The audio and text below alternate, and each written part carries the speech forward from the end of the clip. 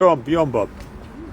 Good afternoon, everybody. Thank you for turning out to make the point to Wes Streeting that the borough, Redbridge, inhabitants are against the cuts and are suffering from the cuts. I just want to make a few points about what seems to be a new class war by the rich against the poor. If we take the example of the chief executive of Thames Water, he's a Mr. Chris Weston. Now, he's got a decent annual salary, £850,000. That would keep me going for the year. It's only 20 times what I earned as a teacher when I retired. But it doesn't seem stratospheric. But on top of that, he can pocket a bonus on performance of 2.25 million.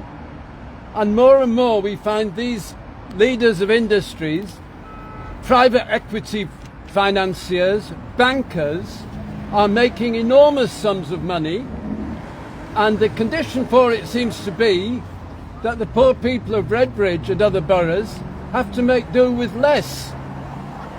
So we have take a benefit claimant in Redbridge who has to stump up almost half as much again for their water bill, is not being allowed to have relief on their council tax.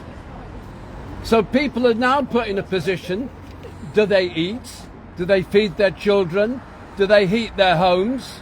Do they wash and bathe because they're paying these sums for water?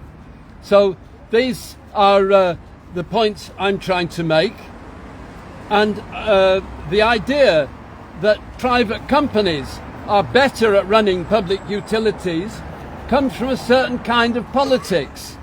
Let's call it Thatcherism or call it neoliberal. What it really means is this was the inspiration behind the mass privatisations and the inspiration behind the present government and the local politicians who support it. That's why they cut budgets.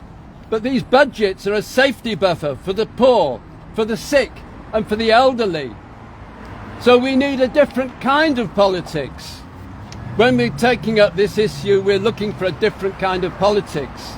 And we're inspired by the example of Dawn and the Gujarati colleagues. Wonderful work they did. The issue arose. They turned out in their dozens and their hundreds to make the point. But you're only an example of the kind of person that lives in Redbridge, not always from the same background, but suffering the same problems. So we have to find a way to organise them as well, so that they have a proper voice. I would just like to round up by talking about my life as a teacher. And the nicest thing that can happen if you're a teacher is that you come round after an operation on your cataract and the doctor takes off the bandages round you and says, "This gentleman taught me German at Ilford County High School. Nothing is better for the heart." I want to talk about a person at Ilford County High School I didn't teach, Gary Stevenson. I want to strongly recommend a book he wrote called the Trading Game. Gary left school with a good A-level. He actually got expelled just before he left for various reasons, but never mind. He got into London School of Economics, and as a result of entering a competition, he got a job at Citibank, and he became a dealer in foreign exchange. Not only that, this was in 2008, just when the whole financial crisis was going on. He's written a fantastic book about it, The Trading Game. He's drawn the conclusion that the life of a finance trader, big business people, is simply to be a parasite on the masses of ordinary people. And he explains this in such basic, simple, straightforward ways. I'd recommend everybody to read the book, trading gain. It's in a paperback. It costs just over £10, £11. But also go on to Gary's social media. If you go to YouTube and look up Gary Economics, you will see a lot of very useful information about this. So I'm making these points. We're at a point now where we have to help ordinary people to organise and to understand what they're facing.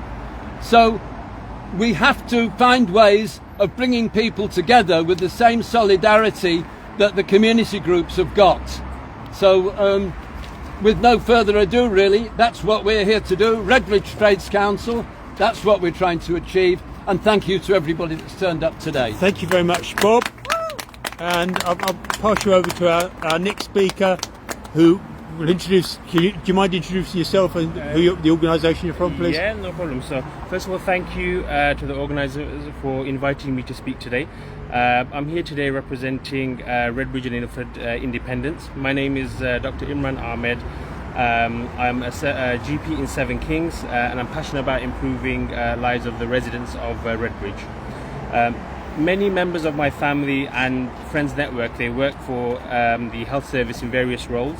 I'm here today because we see on a daily basis how patients are affected by cuts and the proposed cuts. Redbridge residents face multiple issues, be that for access to healthcare, social care funding, fuel poverty, food insecurity, or even a rising crime.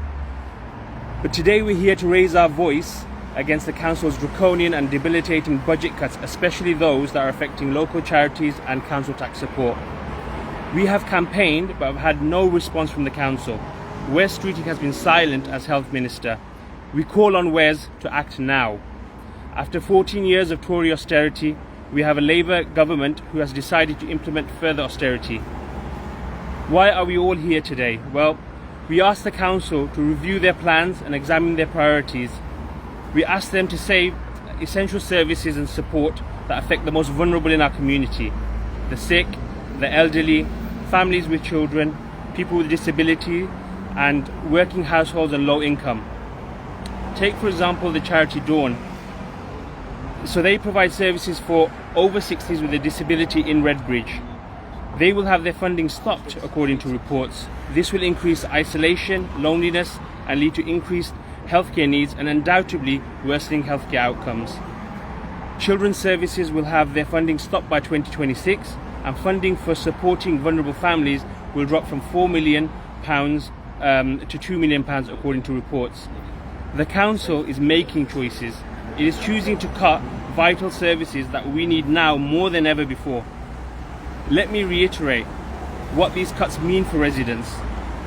Reduced council tax benefit support, fuel poverty, food insecurity, home care services being rationed, healthcare services being cut, reduced GP appointments. 1 in 4 adults and 1 in 3 children in Redbridge live in poverty.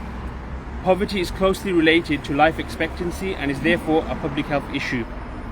We believe these cuts are short-sighted and the impact will have a greater burden on local resources. I've worked in King George's and Queen's Hospital A&E for almost a decade. If you thought waiting times were long, well, they're going to be a lot longer very soon. At this time, neighbouring boroughs are investing very well in their residents. They have better provisions in place for social care, school meals, education grants, winter fuel payments, as well as household support funds. This demo is a message to Redbridge Council and Wes Streeting. We are all here because we care and we want change. Thank you. Thank you very much. Now, I see there's some people who are impacted by the cuts. You don't have to, but would you like to say a few words? No, okay, that's fine. That's fine. Just briefly, the next step is the 27th of February, 6:30. We'll be outside the town hall. We've got a deputation agreed, so we'll use the footage from here today, from anyone who wants to use the footage, and then we'll be lobbying the councillors to see if we can get some sympathetic amendments down. So It's not all over yet. The 27th of February is then the final decision will be made. So thank you for attending, everyone. We'll do some photos now with the banners, and then sorry. Yeah, so yeah, okay. I'll pass you over to Glenn. We'll have a few words from Glenn. Do better than a few words. Right, here we are outside Wes Streeting's office again, and it reminds me of an old song, and it goes, "Here we are again, happy as can be, all good friends and jolly good company." Well, we're certainly here Right. again. Right. I'm even wearing the same coat as last time. Right. I'm not happy. Right. Yeah, and I'm not happy for the reasons that people have set out. But I think rather than exhorting these politicians to change, because they're not the kind of people who will change, this is not what they do. They are concerned to preserve their power base. What I want us to think about is the way the politics is done both locally and nationally, where they think they can outsit and outweight us, ignore us, and we'll go away. And we have numerous examples. Winter fuel support cut, what's happening with Thames Water, where they're allowed to borrow billions which you will pay and which will go out of the country into their foreign ownership in tax havens. But most of all, I want to talk about what's happened about Gaza and how they have felt able to ignore the mass protests that go on. Now here locally, we had a right good goal last time, and we fell a horrible 500 votes short. And we fell 500 votes short because we were divided amongst ourselves. There were certain organisations which were selfish and had poor aims. Leanne had to break away from them to do any good. What we must do this time round, locally, is not allow those rifts to appear amongst us. We must be honest, transparent, and work together if we're to have any effect whatever. Because I don't want to be here again, and I don't like to be unhappy. Thank you. Okay, thank you very much. Thank you. So